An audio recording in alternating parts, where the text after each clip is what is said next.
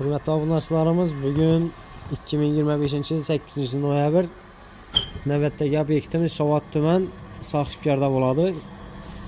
Sarvar Ahmedov, Sarvarning uyida necha kvadrat joyingiz? 180 kvadratli joy. Polni tizimini o'rnatib berdik, 2 etaj joy.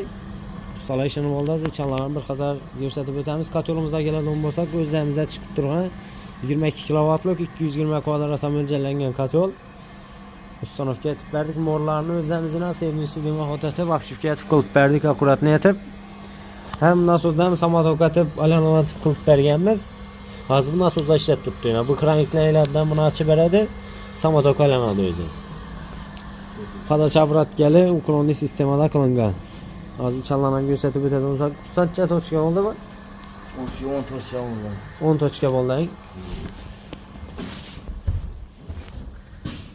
Turba, batareya, kotyol hamma narsani o'zimizdan kelamiz, ustalarimiz o'zlarimizdan.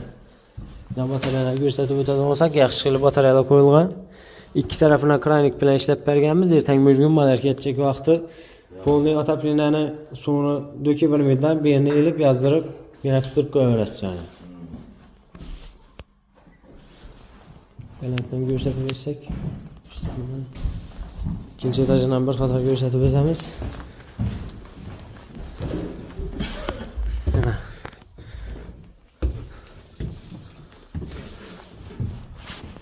Bir ullu zal ile balanddagi beri birsi qo'yilgan, boydan teng ekan, araka birsi qo'yilgan men tarafi.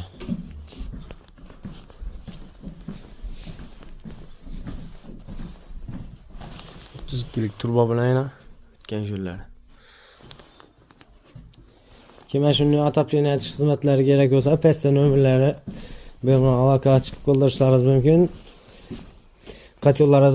Kotyollar adamıza kasalib turibmiz. Kimda kim kotyol zakaz beracak olsa, unga ham shu nomerlardan to'liqroq ma'lumotlarni sozda bo'ladi. Bu общий 180 kvadrat joy, 10 tochka bo'ldi, 2 etaj joy. Общий 30 milyon 600 ming so'm bo'ldi da. Usta haqqi, batareya, kotyol turbalari bilan birga.